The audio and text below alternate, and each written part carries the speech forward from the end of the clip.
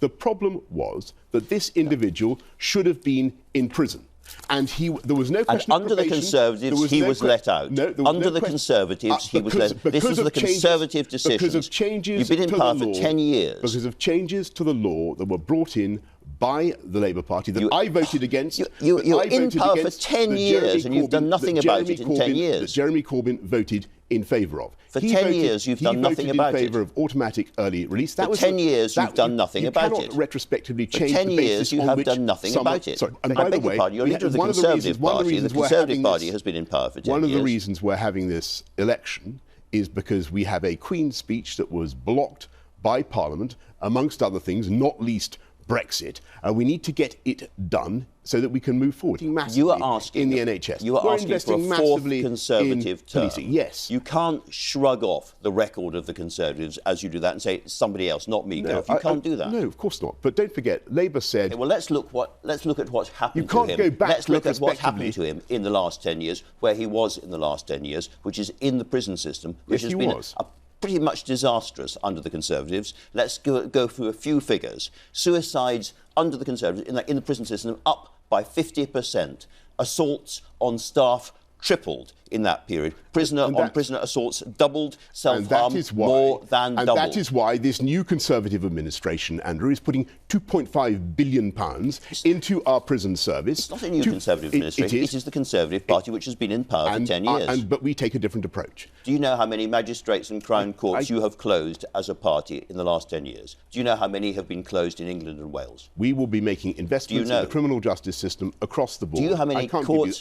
OK, I'll tell you. It's nearly 300 magistrate and Crown Courts that you have closed as the Conservatives across this country. It's an astonishing record. Here's what you said outside Downing Street very, very soon after you first became Prime Minister. You said, my job is to protect you and your parents or grandparents from the fear of having to sell your home to pay for the costs of care. Yes. And so I am announcing now on the steps of Downing Street that we will fix the crisis in social care once and for all with a clear plan we have prepared. Where is that plan? I accept that the full plan needs to be developed, Andrew. And so when you said you've got a plan, you haven't got a plan, had you? Forgive me for you are a man it, who enjoys, as everyone can hear right now, you're a man who enjoys using words. You're a very literate man. You had wonderful libraries when you were growing up. You had wonderful libraries at Eton and Oxford. Does the rest of the country deserve to have very good libraries as well? It certainly does. And if I look at the... So why have you closed 500 libraries around the country? I'm afraid, well, very often local authorities, and yes, we want to be spending more, we want to be supporting local authorities, but some local authorities have been able to manage their finances so as to open libraries. I'll give you the example of my own borough of Hillingdon in West London, where they've opened libraries in the last around the country, 5 years. 500 have gone because of a halving of the budgets for local authorities. 500 and swimming pools and I love libraries. But you voted for the freeze in in-work benefits. Now, partly as a result of that, there are more than 4 million children in this country living in poverty. Are you proud of that? We're ending that freeze, as you know. So you've freezed it for 10 years, and now you say we should be grateful because it's ending. Please listen to my questions, because we're talking about you. People on as low incomes as £20,000 a year. Can you try to listen to my questions, because we're talking about you and your government. Yes. On Brexit, will there be tariffs and checks on goods moving from Northern Ireland into Great Britain? Absolutely not. Absolutely. That's not what your Brexit secretary says, and he's looked at the law and he says there will have to be checks. No. So Stephen Barclay is wrong about that. The beauty of Stephen Barclay is your Brexit secretary. Yes. He said the exit summary declarations will be required in terms of Northern Ireland to Great Britain. There will be no He's wrong about that. No, absolutely. There will be no. And the number is 300 declarations and regulations applying to Northern Ireland and not to the rest of us. You're missing the point. You're missing the point. It's in your annex. It's your document. Let me ask you about the overarching financial problem. The reason for doing that. The overarching financial problem. That is so that we solve the problem of the Northern Irish border. You just keep going on and on and on. You're chuntering. I need to ask you about the money. I must draw.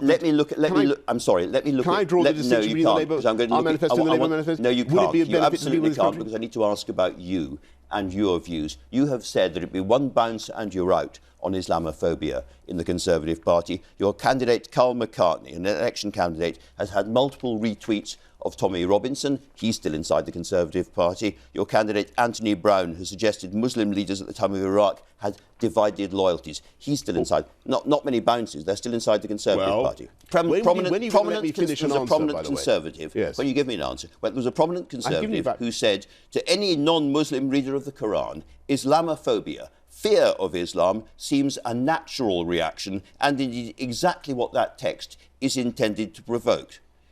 Judged purely on its scripture, to say nothing of what is preached in the mosques, it is the most viciously sectarian of all religions in its heartlessness towards unbelievers. That was Boris Johnson. Do you stand by that? Look, people are always going to drag out bits and pieces that I've written over the years in order to distract from the fundamental issues at this election. What the people of this country want to know is, what is our programme for government? Our programme for government is to get this country forward, get Brexit done, and take this country forward. I am trying to avoid the speeches. Can I ask you about something else? Why are you avoiding being interviewed by Andrew Neil? Because I think we've got a perfectly brilliant Andrew it's a different interviewing audience. Here. You're absolutely right, but it's a different audience. I am doing on this programme interviews with all the party leaders, including yourself. Andrew Neil is trying to do interviews with all the party leaders in an evening slot with a different audience. Everybody else has done it. Why won't you? He couldn't have a more brilliant agent, if I may say so, than you. But if you really want to, I think what the people of this country want to know is